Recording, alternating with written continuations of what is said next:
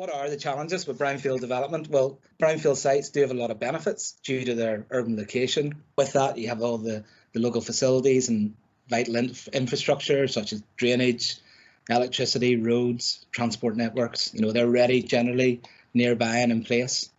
However, there are a broad number of constraints that brownfield developers need to be aware of, and these can have significant costs and program impacts on any development. And if you see each of these constraints that we've outlined here, this is generally the kind of 6 areas that we look at.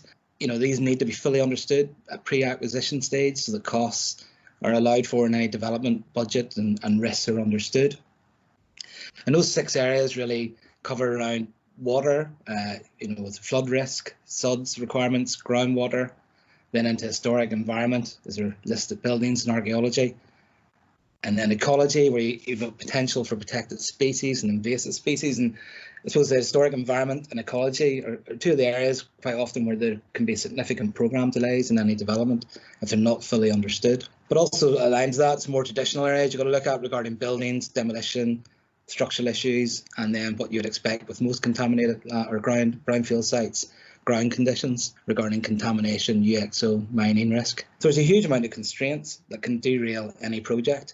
And these need to be continually reviewed and understood and built into your cost programme right through from pre-acquisition to master planning and construction phase. But if you align that, there are understanding constraints. There's a number of opportunities as well. Planning rules such as brownfield registers and permission in principle, brownfield funds and tax relief. These have all been introduced by local government in an attempt to make brownfield development more cost effective. So therefore, understanding tax incentives, which is one of the sure things, it's the surety on any brownfield development, is therefore a very important piece of the jigsaw for all land developers and investors. So without further ado, I'll hand you over to Ben and he'll explain this in more detail. Thank you very much, Michael, and thank you for the introduction. You're quite right. This does have a role in the overall solution to brownfield development, because the reality is that many sites with planning are still not being developed due to viability constraints. And sometimes and often some tax incentive value being embedded into that appraisal may not make ultimately the difference, but it is certainly a contributor towards a more positive appraisal. And really the purpose of this presentation is just to give the audience some insights into the fundamentals around the value of the tax relief and some of the entitlement conditions. And then I'm just going to cover 5 planning pointers, things that you can do proactively at the outset and during the development phase to improve the value of the relief. The fundamentals. Well, first of all, this is a tax relief that's been around since 2001. But it's amazing, I still encounter plenty of people who have not actually come across this relief. It was originally intended to subsidise contaminated sites with a tax relief called land remediation relief.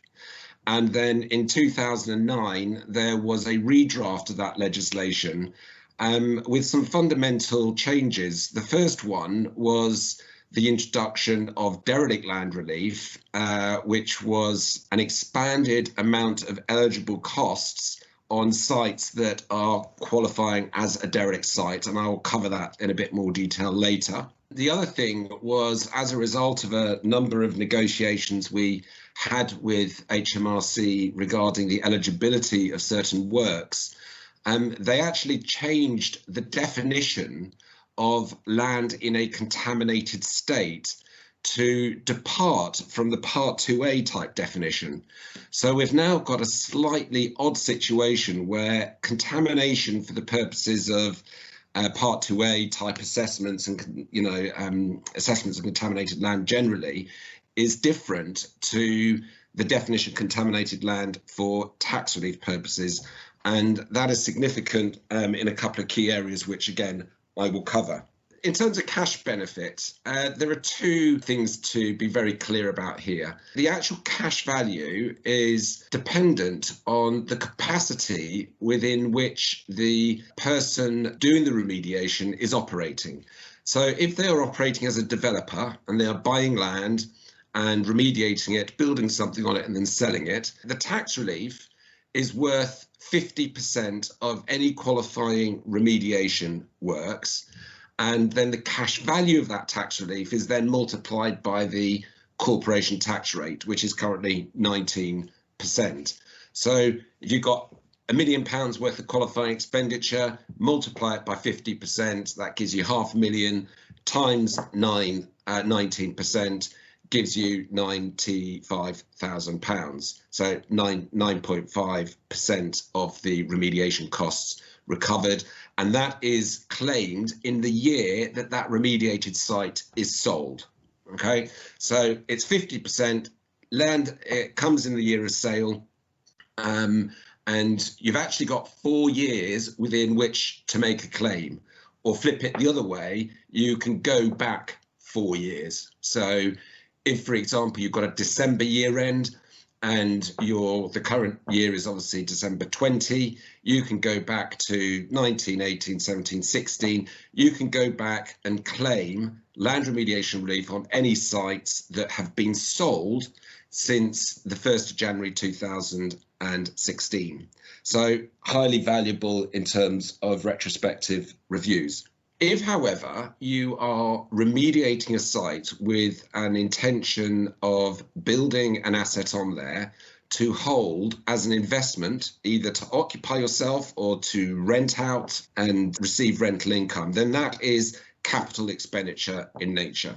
To try and simplify this, there is no immediate tax consequence for capital expenditure. So the way the land remediation relief legislation gets around this is they say, if you've got qualifying remediation costs that are capital, you can, through an election process, it's like a tax election, you can treat any qualifying remediation costs as a revenue deduction in the year that it's actually incurred. So you've actually got quite a significant timing benefit here. So you can claim, in the above example I had before of £1 million, you'd be able to claim that £1 million worth of qualifying remediation costs in the year it's incurred and multiply it by 150%.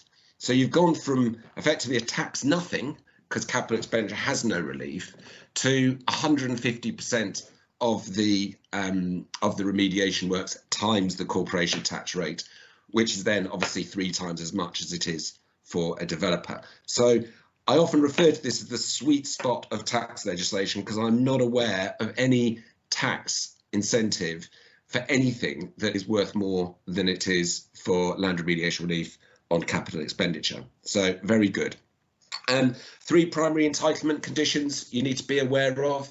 First of all, you must acquire a major interest in land, and that is a minimum of a 7-year lease, which could be a new lease or the residue of an existing lease, or anything above. So freehold will normally be the situation. But fundamentally, if you have acquired a license and you are going to be doing the remediation works under a license, you cannot claim the relief. And I'll pick up on that in the planning pointers later. The second entitlement condition is that you must not be the polluter, or in any way connected to the polluter, or in any way through an inaction on your behalf, you make the pollution worse through inactivity. So become effectively, if you're a knowing permitter and through inaction, the pollution gets worse, then you cannot claim the relief on any aspect of it. What we normally say is that if you are acquiring a site from a polluter, just make sure that there is no commercial interest through a slice of the action type arrangement or any leaseback type arrangement with them, to have an absolutely clear break, and then you should be all right to make the claim. The third one is you must not be in receipt of a subsidy. And that generally means that if you have grant funding, any works that are grant funded, you cannot claim the relief. But also, and a very common, surprisingly common misconception is that purchase price reductions are seen in the market as a subsidy, slightly bizarrely. And I think the confusion arises because often a brownfield site value will be calculated with reference to the open market value in its clean state, remediated state, less the remediation estimated cost to arrive at its open market value in its current state. And some people see that deduction as a subsidy. And we agreed this with HMRC back in 2002. It is absolutely not a subsidy. And if you are advised in any situation that it is, then I would certainly challenge that. And we're very happy to support you in that if that's the case. So in terms of eligible costs, we've tried to condense the eligible works onto a single slide. And first question you need to ask is your land derelict? And a site is deemed to be derelict if it has not been in productive use since the 1st of April 1998. Now that date has remained the same since this was enacted in 2009. And I have to say, we very rarely come across any derelict sites that are fit for development, because if they've been derelict that long, it's often for very fundamental structural issues. An element of tax relief is unlikely to make the difference to make the scheme viable. But if you have got a derelict site, then you get this very prescriptive list of 6 qualifying costs down on the bottom left of the slide. And it's not allowed by analogy, it's very specifically those items only. And it's very rare in tax statute to define works in such specific ways. It's normally by definition. So in many ways, it's useful in terms of guidance and clarity over what's qualifying, but you only get that if your site is derelict. Irrespective of whether it's derelict or not, the broader question is your land contaminated? And this is where the definition departs in the Part 2A that I was referring to earlier, in that they drop the reference to substance and they say, is there something, aka anything that is in or under the land that can cause relevant harm to the 4 primary receptors that are more familiar: living organisms, water systems, ecosystems, and buildings.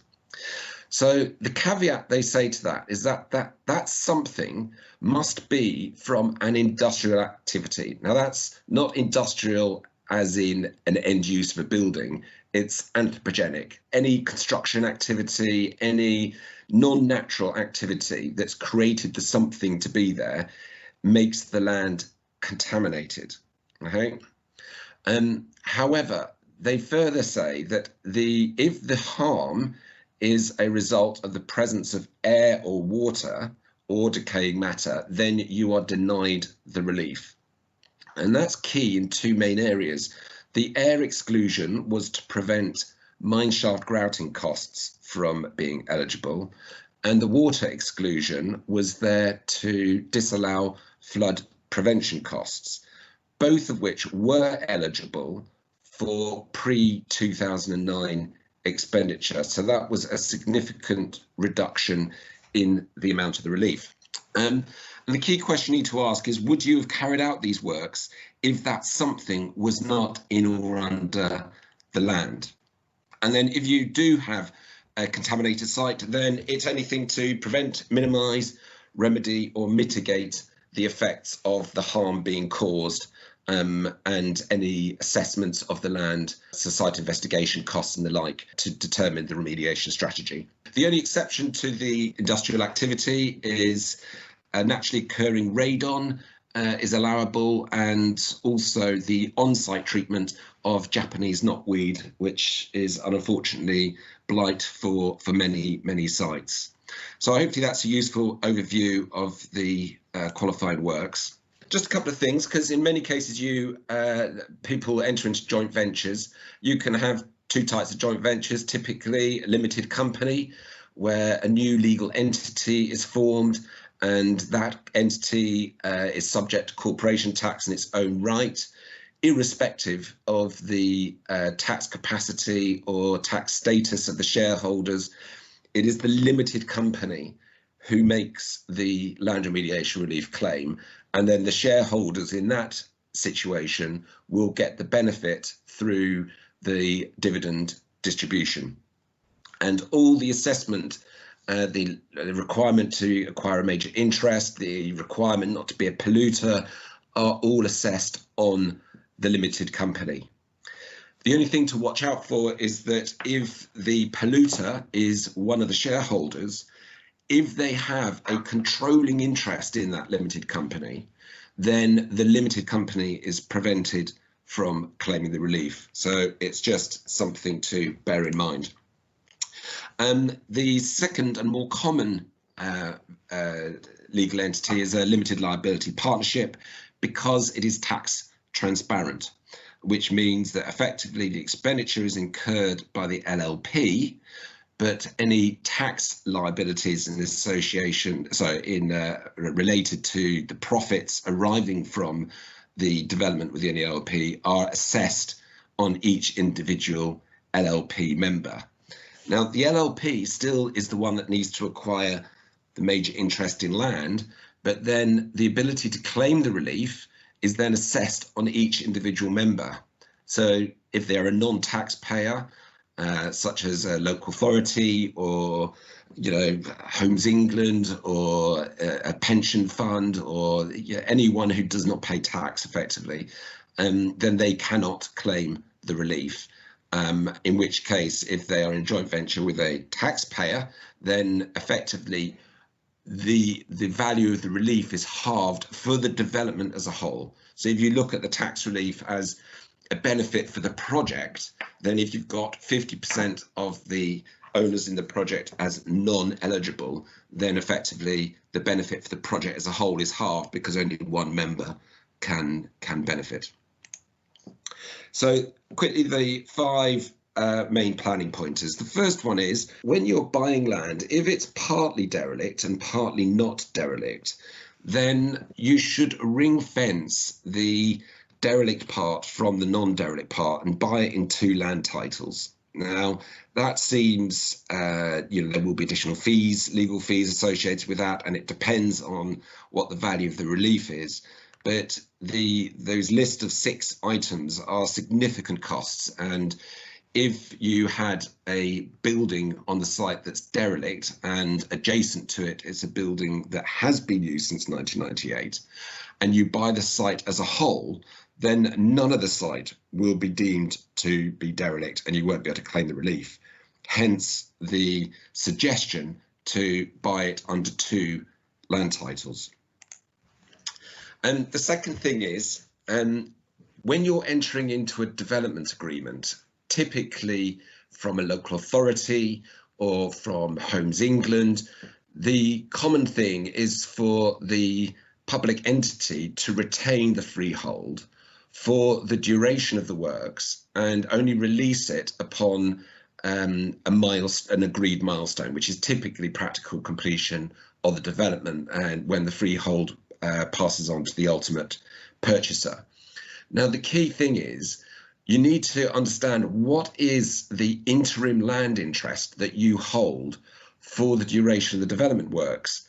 Now, most commonly, it is a license, and if you only have a license, you are unable to claim the relief. Now, the reality is that whether you've got a 10-year lease or a 125-year lease, the SDLT and VAT issues are largely neutral when compared to a license. So you'd be quite within your right to ask for a major interest to enable you to claim the tax relief. Now, Homes England have a policy now that a 125-year lease should be granted in such situations, but we do still see Homes England development agreements with a license, and therefore our clients unable to claim the relief. So always just check that point if you're going into a development agreement with any entity which involves a retention of the major interest. And the third point is just understanding the nature of the parties. So if you're buying a site from someone who cannot claim the relief, so it might be the polluter, it might be a local authority, it might be Homes England, and you are acquiring that site and you're looking to get the tax relief factored into the deal, you need to ask yourself collectively for the deal, Where is it best for the remediation costs to be incurred? Well, it should naturally be in the entity that can claim the tax relief, obviously with everything else being equal. So in this example, we've got two options. Option one is that the polluter, the vendor, carries out all of their statutory cleanup works and sells a clean site, post clean, ready for development-specific remediation works.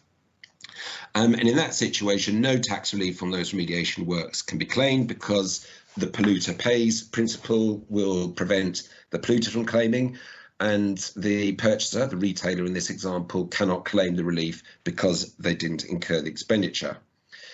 Any works the retailer does do post-acquisition to remedy any remediation necessary for the purpose of the building being constructed, then they can claim the relief on that.